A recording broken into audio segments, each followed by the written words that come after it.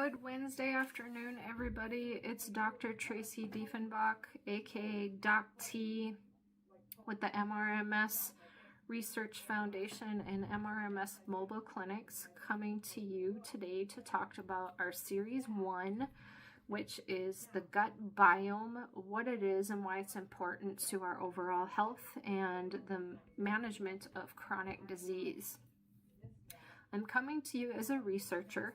With all of our clients, I get to the root cause of what's causing the chronic illness, and then I put together teams of people to figure out a good integrative treatment plan.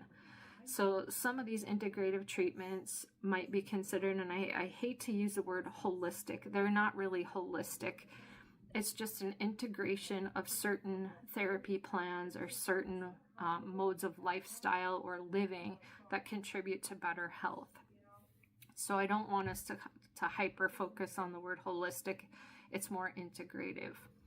So I'm starting the series off with the gut biome discussion because I can talk to you about exercise, nutrition, medication management, all of these things all day long. But if you don't understand how the biome works in the body, then anything that we talk about is going to be null and void. You have to understand how the body breaks down certain nutrients, how it fights infection, how it fights inflammation, how it utilizes its own processes to help heal you before you can ever think about healing.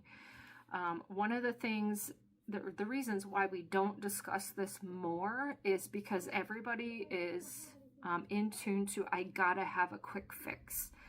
Quick fix meaning I need to fix my health condition now. I want symptom relief now. I gotta have this medication working now. Why isn't my therapy working now? Well, there's a very easy answer to that. The body has its own timing process. It has its own timing process for sleep, our circadian rhythm. Right? We don't really pay attention to that either, but it is critical in how we heal our bodies and we recover from chronic illness. The problem with our current society as well is we're trend bandwagon jumpers. I can remember a whole series of things coming out on Facebook about you got to drink coconut water to heal. And people are buying coconut water like crazy, like it's going to heal me. Not that simple. Then they went on this, I got to have a straight carnivore diet. I can't have carbohydrates. Okay, carnivore diet has worked very well for people, and I hate to break it to you, but the breakdown of proteins in the body is in certain animal fats. You're getting carbohydrates. It's just coming from a different process. I'm going to use that word a lot, so bear with me. So we're in this society of quick fix. I got to have this test, this test, this test. I got to find out what's wrong with me. The simplicity of chronic disease management starts with your own body's breakdown process, its own healing process. So why do we avoid this? And the simple answer is because it takes time. So what I'm going to talk today about is, that's my TBI. Words are going to come out backwards sometimes, so bear with me. What I'm going to talk about is, what is this? What does it do? What affects the gut biome? Why does it contribute to chronic illness if it doesn't work properly? And how do you keep it working effectively? So one of the first things is, what is it? The gut biome is exactly what it sounds like. One, it involves your intestinal, not just your stomach. There's bacteria, healthy bacteria, and enzymes through our mouth that start the salivation process for breakdown of our food as we chew. It goes through the esophagus, down through the stomach, where you have a whole array of different bacterias, flora, viruses preside throughout the intestinal tract as well. The stomach kind of keeps things contained. But these bacteria in the breakdown process happen throughout the whole digestive system, from your large and small intestine through your colon until everything is excreted through the body. The microbiome, the bacterial count, is different. There's tons and tons of different bacteria in the stomach that help break down different nutrients. Okay, So it's a natural process. What happens is we went through a period of time where we were once hunter-gatherers, okay, and we lived off a very natural diet of game, fish, berries, whatever we could find, plants, okay, and we didn't eat 3 meals a day or 7 meals a day. We ate when we had the opportunity or when we were hungry.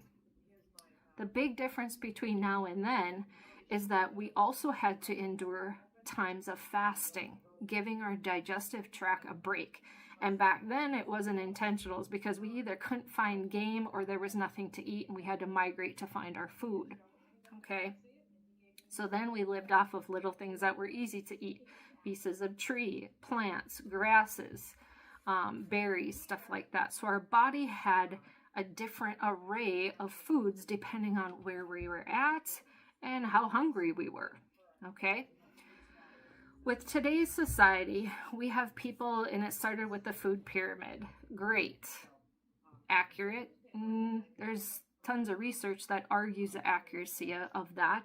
But our body needs key essential nutrients for survival. One is protein. And I'm not talking just about red meat protein. We need a different array of different proteins. We need fatty acids, okay, fats, different types of fats. We need fiber from different resources. And I'm talking about whole fibers, not processed fiber. Okay, we need hydration, we need water, we need glucose, we need different types of sugar, not processed sugars. We need all these things for a healthy gut biome and cellular processes in the body. Cells need energy. If you take a battery, it has a positive and a negative, and sometimes we ground things, right? But that's the same type of response in the body as that cellular process. You have protons, you have neutrons, and you have processes that convert oxygen, you have nitrogen processes, you have cellulose, you have all these different things that the body needs to regulate itself. So my question is, why are we messing with it? Okay, anyway. In the world of fix me now or else, people are not getting any friendlier. They want results now. So I'm going to tell you how to achieve results faster than any therapy can give you, than any medication can give you. But you have to remember something. Healing takes time. Your chronic illness did not just all of a sudden show up overnight. Your body has been giving you warning signs. Everything from cancer you might discover, a doctor tells you you have cancer, but your body has been giving warning signs for sometimes months. Chronic immune conditions, autoimmune conditions, your body's been giving you warning signs, and we're going to go over all that. So with the bacteria in the mouth, the salivation process, there's a fun little study called Pavlov's slobbering dogs. He does not use the word slobbering. I just thought I'd throw it out there because it's a conditioning process. So you can use the bell to train dogs to come to dinner, and they would salivate. So in our society, it's like, okay, breakfast at McDonald's opens up at 4 o'clock in the morning or 3 o'clock in the morning, and supper hours close by 8 p.m. So we're trained to fit our nutrition in a schedule, okay? And we feel that I got to get breakfast or I'm never going to get breakfast. I got to eat lunch or I'm never going to get lunch. I've got to eat supper at this time or I'm never going to get supper. We've trained our society to live in this box. I've got to exercise at this time. But we're not following our body's natural circadian rhythms. We're not following our body's own needs. And then pretty soon we end up with a society that is chronically overweight, chronically inflamed, chronic autoimmune conditions, chronic digestive tract conditions, arthritises, things like that, that can be minimalized, if not eliminated, by paying attention to that system. When the gut biome is dysregulated because of stress, environmental toxins, or a shift in your genetic makeup, then it starts impacting other areas like your nervous system, your vagus system. It starts impacting cognitive awareness. That's where you get that cloudy feeling, can't make decisions. It also has a tendency to impact emotional regulation and dopamine processes, which are needed for mood regulation in your brain. Okay, now that we know that that whole system, from mouth to rear end, yay, I would use another term, but I'm trying to be professional. So that whole system plays a key role in our overall health. The gut biome is your working immune system.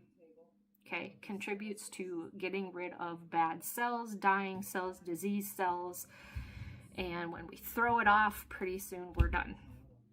Okay, so some key things that impact the gut biome. Let's talk about foods you should avoid.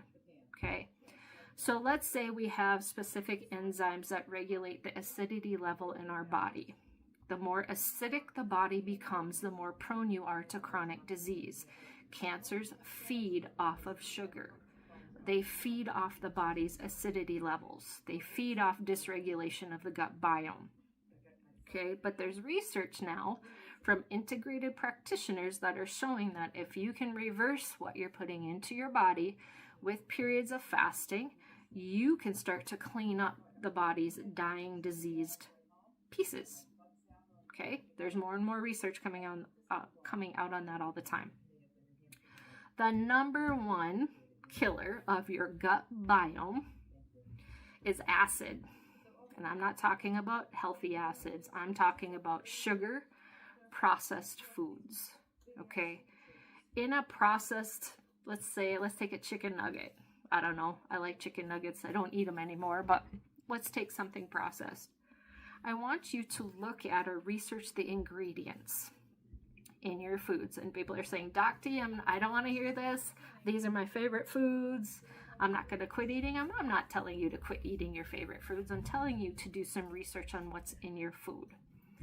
So if your body is naturally regulated to break down protein, organic protein, like animal fats, and then I throw something in there that is processed, has preservatives in it, designed to keep it whole or fresh, it keeps your meat red, and I start putting those types of acids and chemicals on top of healthy gut bacteria, what do you think happens?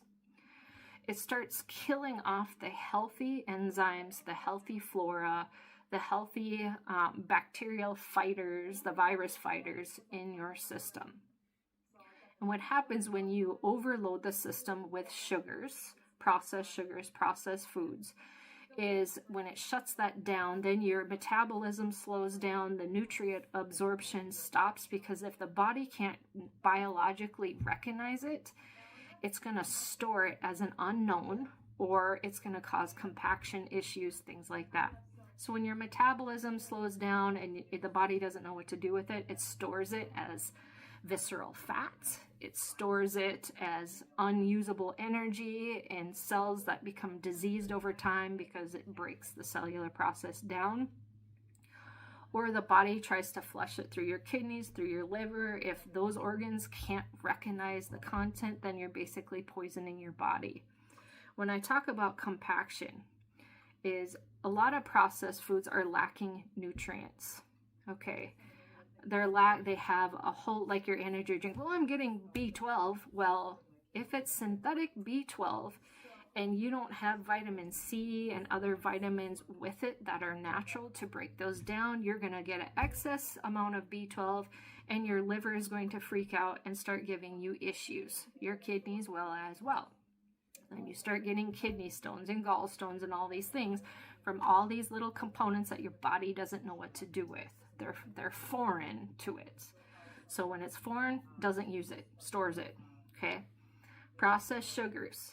When you get a high level, the more you eat, the more often you eat, the worse foods you eat, your body stays in constant insulin production mode, constantly releasing glucose and things like that to try and break these components down to the point where you become insulin resistant. That's why eating a lot and often is not good for your body. Your digestive tract is constantly producing chemicals to keep that the breakdown of your foods going, and it's not resting. So what happens when you tax your muscles after a workout? They get really sore, you build up with lactic acid, all these nice little things. When you overtax the digestive tract, your pancreas, then every single other organ goes into overtaxation mode, and then you become insulin resistant. When you become insulin resistant, it means that the enzymes in the bacteria from top to bottom are overproducing. They don't have a break. They're tired, and then it's going to start storing unused food, unused nutrients into fat cells. Okay, that's why people with insulin resistance end up with autoimmune conditions, inflammatory conditions, arthritis conditions, because your body is in overload. Okay, processed sugar is no good. If you like to drink milk, some say, I love milk, I'm not gonna quit drinking milk. I'm not telling you to do that. I'm telling you everything should be done in moderation. But here's the kicker. Look at the amount of carbohydrates and sugars that are in your milk. Okay? Folks, we were designed, like most animals, to be weaned by a certain age. Okay? We are one of the only countries out there that drinks milk as adults. All right? Which is okay. You like milk with your cereal? Great. Okay? I'm just saying, do your research. Okay? Most animals wean off of milk, wean off of mama. They're done. They never touch milk again. Then they start eating regular, whole, healthy foods. And the system responds very well to that. Most milks have a high sugar content, and here's the other kicker to animal-based products, mostly in the US. If they use a high amount of antibiotics in your meats, in your cattle, things like that, that antibiotic use, I'm just saying anything in excess is bad, anything in moderation, you're okay. But think about the antibiotics that kill off not just the bad particles, the bad viruses, the bad bacteria, but they're killing off healthy bacteria as well. So you don't necessarily have to go to the doctor and get the antibiotic to kill off healthy cells. It's in some of the foods that we eat too. So just be aware of where your food comes from. People that live in a city, it's very hard to do because we're subjected to whatever's in a grocery store. You ever wonder, most grocery stores have a healthy section. What's in the rest of the food in the rest of the store?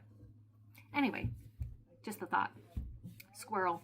Okay, so processed sugars, processed food, bad deal. Sugar is a bad deal. Sugar is highly addictive. When you become emotionally strained, what's the first thing most people do is they run to something sweet, or they start craving sweets. And I will tell you why it's an addiction and what happens to your body when you start weaning off of sugars. So when you start weaning off of processed sugars, you're going to go through what's called a keto flu. Okay? It is going to make you feel sick. It is going to make you feel like you have the flu, stomach ache, cramps. Some people, it's a little more severe. Some people don't really go through anything at all. When I detox from it, look out. I wanted to lay in bed all day. I was tired. I felt like I was going to throw up. But once I hit past that 72-hour phase in a light fast, then I had a whole blast of energy. And then I made the mistake after coming off of that, and I went to eat some French fries, and I thought I was going to die. Seriously thought I was going to end up in the hospital because my stomach hurt so bad. Those results are going to vary for everybody. That's just what happened to me. Okay. Besides the unhealthy foods, you want to stick to more organic foods. So let's talk about some things that you should eat for a healthy gut biome. So the number one superfood, and I'm going to go to this all the time, and people can argue with me because it's a toss-up for me between pomegranate, raw pomegranate, organic pomegranate, and blueberries. Blueberries, the gut biome loves blueberries, loves the breakdown. Blueberries are very high in antioxidants. The body can use those. Make sure you chew them. Don't swallow your berries whole because it takes longer to digest the skin. Chew your food. That's why we have this great salivation process. Okay, chew your food. But blueberries are full of healthy nutrients that the body can use. Pomegranates are as well, high in antioxidants. The other thing people are going to gag, some people really like it. I was not one of those people, is sauerkraut. It is a fermented food. The body loves fermented foods. So we talk about plain, zero sugar. Make sure it doesn't have additives in it, but yogurt. Anything with vinegar in it, like your dill pickles. Vinegar is another good source. Be careful of drinking straight raw vinegar, because not only does it create stomach lining issues with long-term use or inappropriate use, it can also eat the enamel off your teeth. It's very acidic, so it can cause mouth issues. For some people, it burns like hell because they might have mouth sores, things like that. But fermented foods, okay? Anything organic. Eggs are another superfood. They are a super brain food. They have healthy fatty acids in them. They have healthy fats. They have a good amount of cholesterol, healthy cholesterol in them. Anything in excess is unhealthy, by the way. So Beauty and the Beast, the song by Gaston about how he eats 12 dozen eggs. Moderation. I don't know why I thought of that, but anyways. Okay, moving on. Eggs, avocados. Some people don't like the texture, but avocados are another superfood. They're high in fiber, high in antioxidants. They're a super nutrient dense food. The body, it is a fruit, by the way. I found that out. I don't know what I thought it was, but I'm not an expert in that area. Research. Okay. But avocados, the stomach loves avocados because they are nutrient dense. It helps aid in the bacterial, the flora, building new healthy flora along with your fermented foods. So avocados are a great brain food. If you have chronic illness like Alzheimer's, dementia, Parkinson's, you want to eat those nutrient dense foods. Eggs, whole organic butter. I'm not talking about the butter you put in a blender and it turns to plastic. I'm talking about real butter. Avocados, okay? Potatoes are a good source of a whole carbohydrate, potassium, but beware of where you get your potatoes. Potatoes are highly sprayed. So again, it boils down to like cleaning your food, knowing where it comes from. Okay. Salmon, fresh caught salmon, frozen salmon is excellent. Excellent protein, fatty acid, magnesium, things that your body needs. Okay. So what happens when you start killing off the gut biome? Okay. When you have excess stress, high amounts of cortisol, you're stuck in that hypervigilant state, the freeze or the flee mode. Okay, where you're not calm anymore. Your body is adaptive. Your brain is adaptive. Your brain is adapted to the high chemicals it needs to maintain your energy level. When the system, the gut biome, has to work into overtime, okay, it starts shutting down other systems or overusing other systems like your adrenal or your lymphatic system to not only break down the nutrients to find out where to put them, to cleanse the body. When you're constantly eating bad things, your liver, your kidneys, your lymphatic system all goes into overdrive until you get things like adrenal fatigue, the chronic inflammation where your whole body system just comes to a halt. Your metabolism tanks, the food is just compacting through your digestive tract. If you don't have the right amounts of healthy flora, healthy bacteria through the digestive system, the food will start sticking into pockets and places like that. And then you end up with bacterial infections through the whole digestive tract.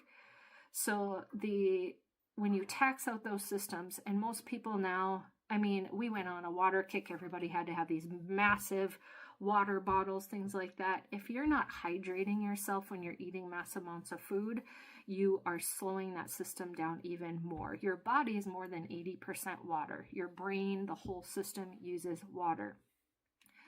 But you can't just drink straight water for a healthy biome.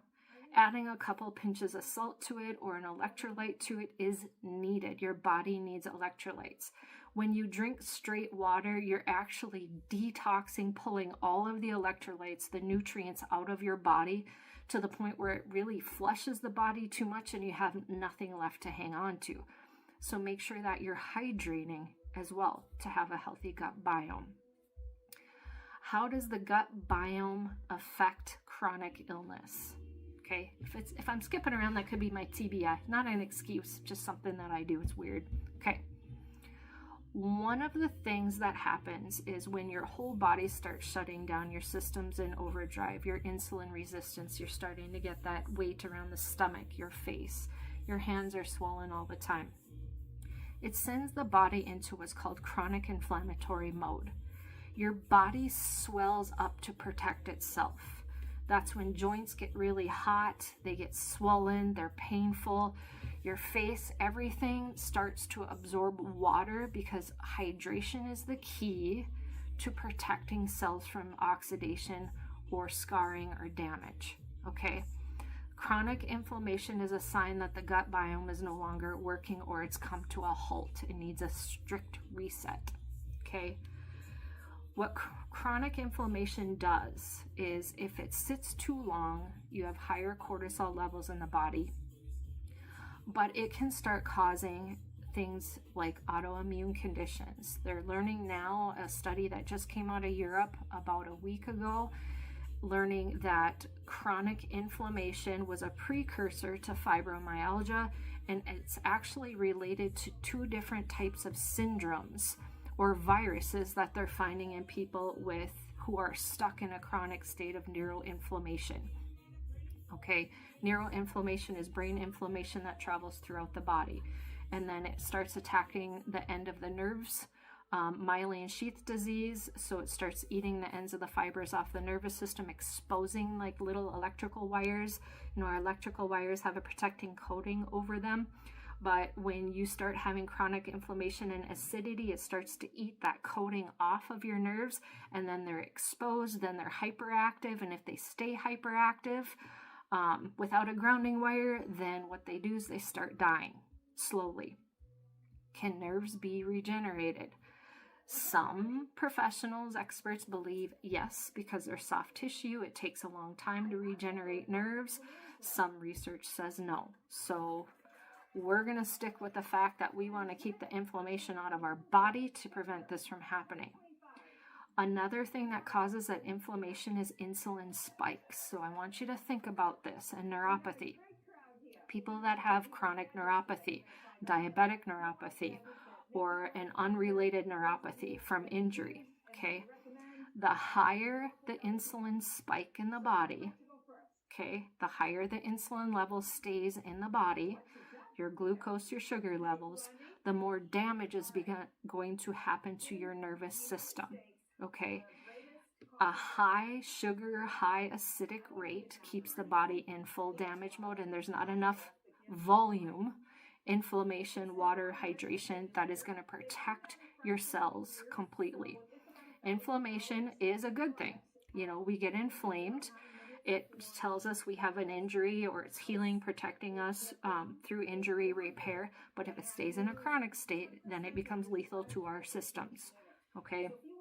Our kidneys have to process high acidity levels, our liver, and that starts impacting every single organ, including your digestive tract. You start getting wore down, you start getting sick. Okay?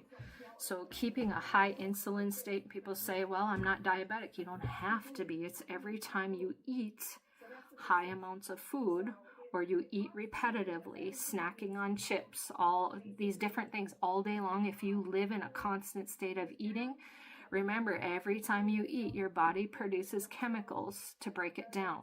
You don't want to tax that system out. You got to give your digestive tract a break. Okay?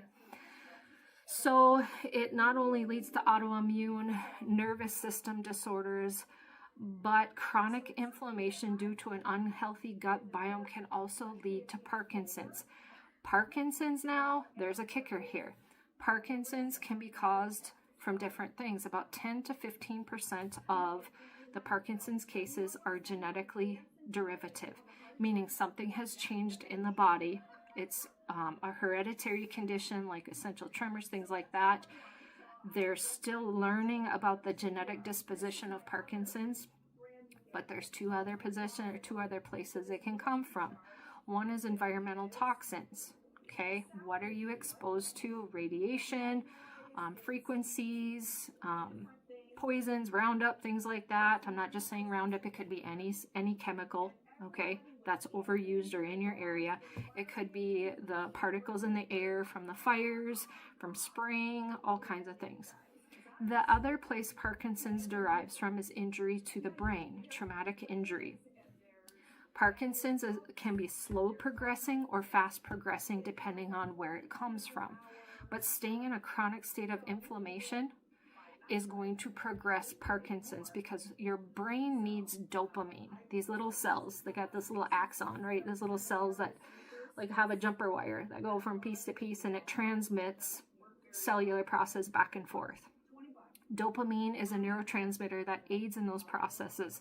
It aids in the communication between cells. It aids in oxygen, hydrogen production between cells. And it is critical in mood and motor support, things in our body.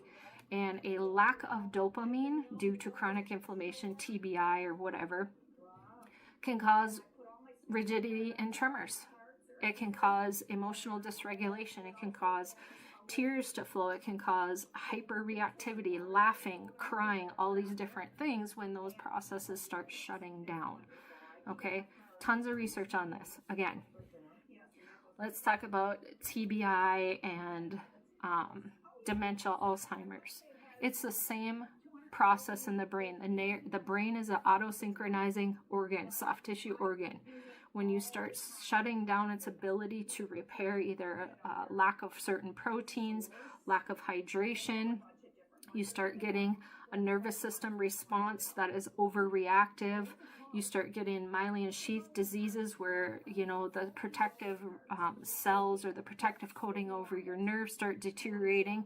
It's also going to start deteriorating either the frontal lobe, different parts of the brain that control reasoning ability, that control the potential for seizures, your vocabulary, so different pieces like that. So again, chronic inflammation is no good. You have to fuel your brain and your body with the right mix of proteins, and your gut biome has to be healthy enough to break that down. Okay? Stress. We talked about stress. Again, same thing. Stress falls into that category. It's overtaxing your adrenal, your lymphatic, all of your systems. No good. Okay? There's still a lot of research that needs to be done on where autism comes from. There's a ton of amazing people out there that are working in this area to figure out where autism comes from. There's tons of research on progress. And it seems like everybody's geared for the same thing. How do we heal? Okay. My answer is go back to the natural biological processes of the body. Okay. Staying hydrated with electrolytes, not just water, eating the right foods, minimizing your stress levels. The other big one is when you have chronic inflammation or a dysregulated gut biome, you are going to suffer from sleep disorders. Okay? It dysregulates sleep. Now, I want you to do some research on circadian rhythm, determining what your circadian rhythm is, and getting adequate sleep. Let me tell you why sleep is so important and why certain supplements may not be the best for you. When you have a healthy gut biome, there is research stating that when you clean that system up, you will start to feel better. You won't need the sleep supplements. You will start sleeping better because you're cleaning out the toxins, right? And when does this process happen? Typically the brain, when you sleep at night, that's when the brain starts healing itself. It starts removing toxins through the body. You're going into a fasting period, hopefully of 8 hours or more. The body starts dumping toxins. That's why you want to stay hydrated. And then it is a natural reset for your body and your energy levels, for your systems to shut down and start the repair mode. The problem is when you have a dysregulated gut biome, that sleep pattern is disrupted. The lack of sleep prevents the brain from shutting down and dumping those toxins. I'm using very basic language because if I use what's in my neurology books, nobody's going to get it. So, well, I shouldn't say nobody. It's just harder to read, okay? But you want to make sure you're getting adequate sleep. People say, well, I can't sleep. Start with the gut biome. Clean it out. Let's talk about how fasting can aid in that. So, depending on the size of your body, the current health condition, these are all things that you should not just start on your own. You want to talk with your primary care provider to see the healthy options for you. If you're diabetic, you have cardiovascular disease, pulmonary diseases, or certain medications, you want to be very, very careful with this. And do not start this without consulting your primary care provider. Okay? The digestive tract, the gut biome, needs rest. It needs rejuvenation just like the rest of our body. Okay? So there are all kinds of things all over Facebook right now. It's actually really scary about people just jumping on bandwagon trends because, oh, it worked for me, but they don't talk about the things that must go with it. Okay? Fasting gives your body a state of rest. There are certain types of fasting that you can do. There's intermittent fasting, especially if you have chronic illness where you're diabetic, low blood sugar, things like that. So you want to be very careful with that. But there's a 14-hour fast, 16-hour fast, 48, 24, 48-hour fast, 72-hour fast, and it just goes in increments up, okay? There is a process that starts for my body. A 14-hour fast, an 18-hour fast, 20-hour fast did not work. Because if I am insulin resistant, I'm carrying extra weight. Okay, my body is going to take longer in fasting mode to reach the ketone phase, right? Where your body says there's no more nutrients coming in, so I have to start using my own. Okay, the heavier you are, the unhealthier you are, your body might take longer to get into this state because it has plenty of stored fat, stored energy to last quite a long time, okay? So when you start that process, the typical process for men and women is a little bit different. Men tend to carry less volume. Women, our bodies are hormonally driven to store everything we have, right? And I mean everything. Joe cannot eat for a day and he loses 10 pounds. I look at a sandwich and I gain 20. Okay? Not fair. But my body's like, hang on to it. It might not come back. That's how it used to be with my ice cream too. Anyway, moving on. So in fasting state, and they've proven this with Parkinson's so far and with Alzheimer's and dementia, but we got to be very careful and it needs to be monitored. So if you can get your body to a state of fasting where it starts using its own processes, and you're going to know because your body goes through a whole series of things in fasting. Intermittent fasting is you might eat one meal, you'll go 8 to 16 hours, and then you have a window where you can eat another meal, okay? That's giving your digestive tract to rest. What I tell people is the easiest, fastest way to do this. We don't eat while we sleep, folks. So eat your meal, your last meal before 6 p.m., 5:30 if you can. You only get water with electrolytes. You can do a pinch of salt in your water. Salt is not always bad for you if it's table salt or good salt. But if you start the fast from like 5:30 and go overnight to 5:30 and then the next day, you get a 12-hour fast. Okay? That's enough to get the food digested out of your body.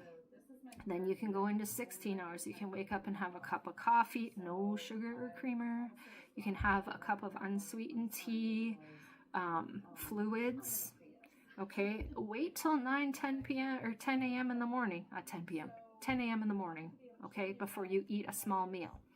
That way your body cleans itself out. It starts that process. Trust me when I say this.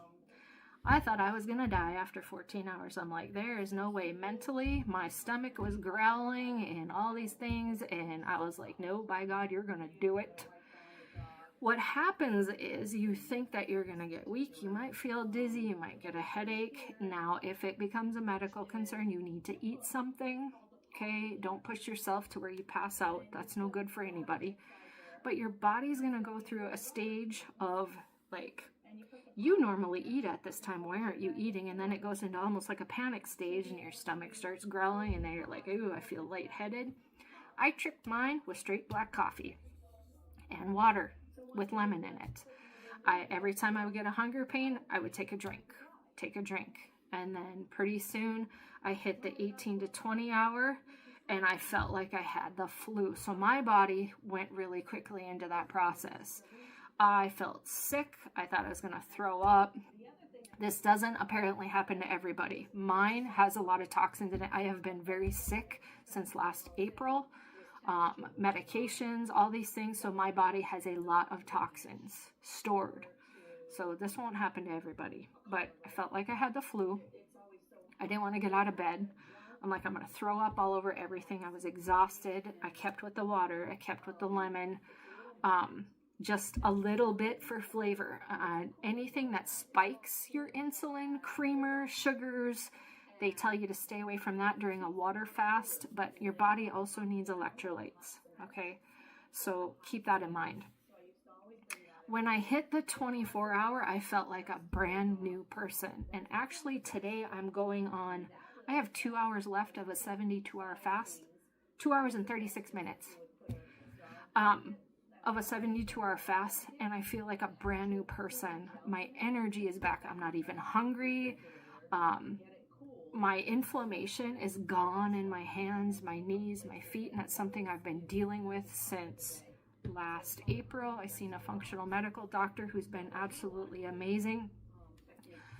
But you get through whatever length of time. You got to start slow with this, but give your digestive tract a break. For me, I'm trying the 72 hours. I just got done with 48 hours. You don't want to do this every single week because your body needs time to adjust. There's some people that went 40 days.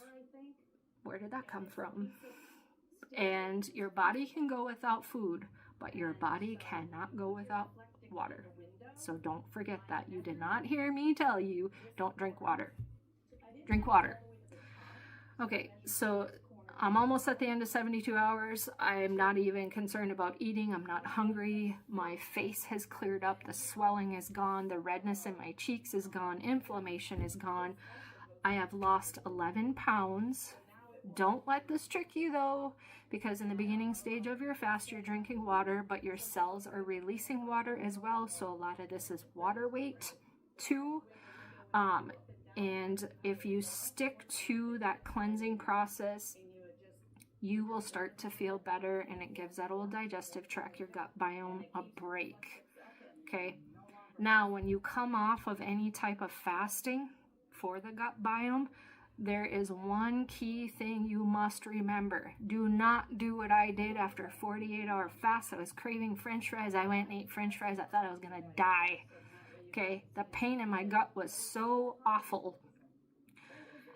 What you put back into your body after you give your digestive tract a break is key to how you reset the gut biome. There's a recommendation that you either eat sugar-free, zero sugar Greek yogurt or a fermented food. You can eat an egg or a soft avocado. Be wary of too much fruit because that's insulin, sugar spikes. Fruit is good for you, but it also spikes insulin very high quickly. So you want to go with things that will slowly raise your insulin, your sugar levels in your body. If you do it too fast, you've just killed your 72-hour or whatever hour fast you're doing.